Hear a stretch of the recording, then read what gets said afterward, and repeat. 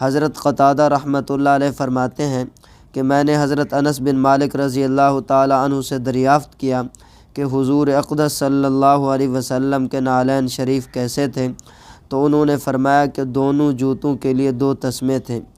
میرے عزیزو، نعلین مبارک پاپوش مبارک جوتے کو عربی میں حذاء اور نعل کہتے ہیں۔ ابن عربی رحمۃ اللہ علیہ فرماتے ہیں کہ جوتے پہننا یہ انبیاء کرام علیہم السلام کی عادات میں سے ہے، جیسا کہ اللہ تعالیٰ نے قرآن کریم میں ارشاد فرمایا حضرت موسیٰ علیہ السلام کے متعلق فَخْلَعْ نَعْلَيْكَ إِنَّكَ بِالْوَادِ الْمُقَدَّسِ طُوًى۔ حضرت ابن عباس رضی اللہ تعالی عنہما فرماتے ہیں کہ حضور اقدس صلی اللہ علیہ وسلم کے نعلین شریف کے تسمے دوہرے تھے۔ میرے عزیزو، سند کے اندر ایک راوی گزرے ہیں خالد الحذاء۔ حذاء جو جوتے بناتا ہے اس کو بھی کہتے ہیں، لیکن یہ جا کر ان کی صحبت میں بیٹھتے تھے، جوتے بناتے نہیں تھے، گپ شپ کے لیے، تو بیٹھنے سے ان کا نام حذاء پڑ گیا۔ معلوم ہوا صحبت کے بھی اثرات ہوتے ہیں۔ میرے عزیزو، ہر جوتے میں 2 تسمے تھے اور ہر تسمہ دوہرا تھا۔ بخاری شریف میں ہے کان لہا قبالان، 2 تسمے تھے علیحدہ علیحدہ، ہر جوتے میں 2 تسمے تھے۔ ایک قبال بعض نے کہا انگوٹھے کے ساتھ اور دوسرا قبال چھنگلی کے ساتھ، یا اس سے انگلی کے ساتھ تھا۔ یہ تو مواہب لدنیہ میں ابراہیم بیجوری رحمۃ اللہ علیہ نے کہا ہے۔ قبالان تثنیہ ہے قبال کا، جب تسمہ 2 انگلیوں کے درمیان ہو تو قبال کہلاتا ہے، اور جب پاؤں کے اوپر ہو تو شراک کہلاتا ہے۔ ایک چیز کے 2 نام ہیں۔ حضرت عبداللہ بن مسعود رضی اللہ تعالی عنہ صاحب النعلین والوسادۃ والسواک والطہور تھے، اذا قام یلبسہ واذا جلس جعلہ ما فی ذراعیہ۔ حضرت عبداللہ بن مسعود رضی اللہ تعالی عنہ جوتوں والے تھے، تکیے والے تھے، مسواک والے تھے، پانی اور لوٹے والے تھے۔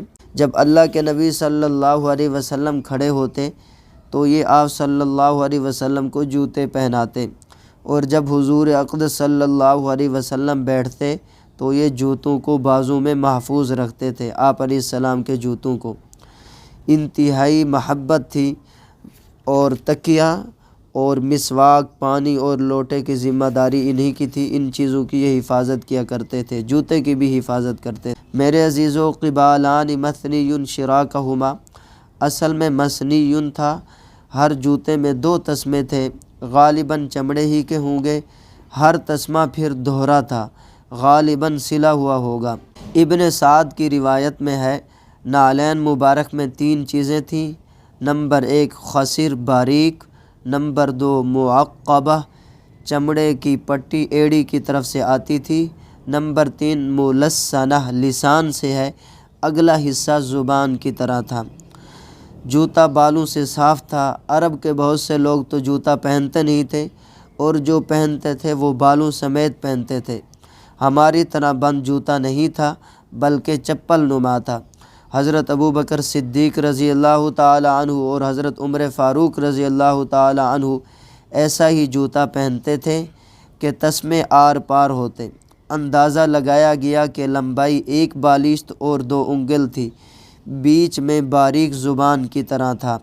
ربما حافیا فی بعض الاحیان تواضعا، بسا اوقات آپ صلی اللہ علیہ وسلم تواضعا پیدل چلتے تھے یا مزید اجر کی خاطر۔ میرے عزیزو، بعض حضرات نے یہ بھی لکھا ہے خاص قسم کا جوتا بھی تھا جسے حموسہ کہا جاتا ہے۔ علامہ شبیر احمد عثمانی کو نواب حیدر آباد دکن نے واعظ و نصیحت کے لیے بلایا، جس کا اصل نام تھا عثمان علی خان۔ نواب علماء کا بڑا قدردان تھا۔ اب جو بیان تھا وہ کمالات نبوت اور کمالات صحابہ پر تھا۔ درمیان واعظ علامہ شبیر احمد عثمانی رحمۃ اللہ علیہ نے فرمایا کہ جلیل القدر صحابہ اور خلفائے راشدین کی بات چھوڑو، ان کا رتبہ اور مقام ناقابل بیان ہے، ان کے رتبے کو کون پہنچ سکتا ہے۔ لیکن شبیر احمد کا عقیدہ یہ ہے کہ حضرت بلال حبشی رضی اللہ تعالی عنہ کے جوتے کا ایک تسمہ بھی مل جائے تو نواب صاحب اس کو تاج میں سی لینے کو سعادت سمجھیں گے۔ نواب صاحب اش کر کے وجد میں آ گئے اور کہنے لگے تاج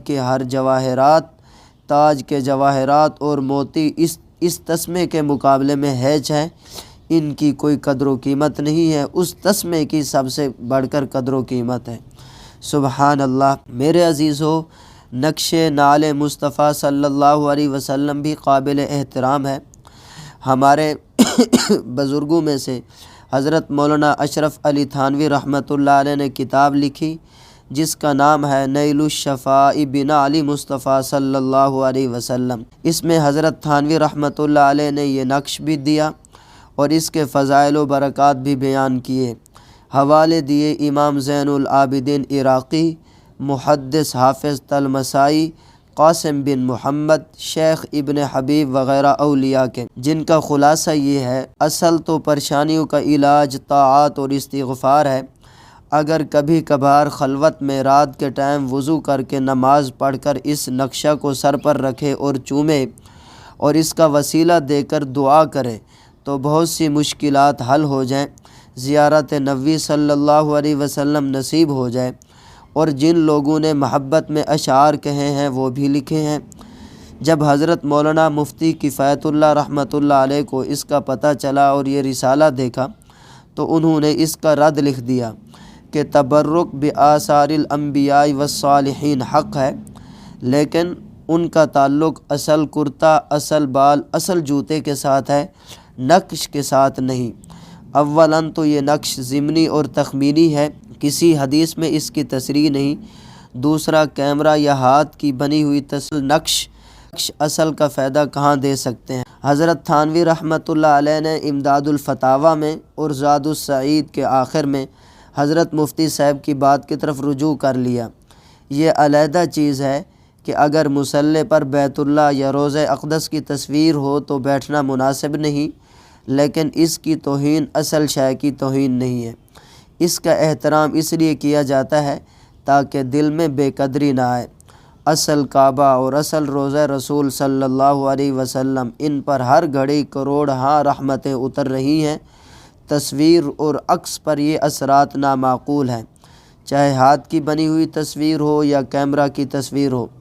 لہٰذا اس نقش کی نہ تو توہین کریں گے، اگر اصل کے مطابق ہے تو نقش قابل احترام ہے، اور نہ ہی اصل نعل کی طرح اس سے توسل کیا جائے گا اور نہ ہی برکت حاصل کی جائے گی۔ یہ بات غلات صوفیہ کی ہے، صوفیہ کی یہ غلطی ہے۔ ہاں، اصل پاپوش مبارک مل جائے، اس کو ہاتھ میں لینا، سر پر رکھنا کروڑ ہا سعادتوں سے بڑھ کر ہے، اس سے توسل اور تبرک جائز ہے۔ نقش اور تصویر پر یہ حکم نہیں آئے گا، یہی مفتہ بھی قول ہے، اس لیے یہ صورت ظنی ہے۔ اگر کوئی آدمی وجدانی کیفیت میں کر لے تو وہ حجت نہیں، صرف اسی کی اپنی کیفیت ہے۔ میرے عزیزو، آپ سے گزارش یہ ہے، یہ حضور اقدس صلی اللہ علیہ وسلم کے شمائل ہیں، خصائل ہیں، آپ ان کو ثواب کی نیت سے زیادہ شیئر کیجئے گا۔ نیز آپ کو کوئی بھی دینی مسئلہ درپیش ہو وہ بھی استفسار کر سکتے ہو۔ مفتی محمد افضل فی ان۔ بسم اللہ الرحمن الرحیم۔ باب ما جاء فی نعل رسول اللہ صلی اللہ علیہ وسلم۔ یہ باب ہے حضور اقدس صلی اللہ علیہ وسلم کے نعلین یعنی جوتا مبارک کے ذکر میں۔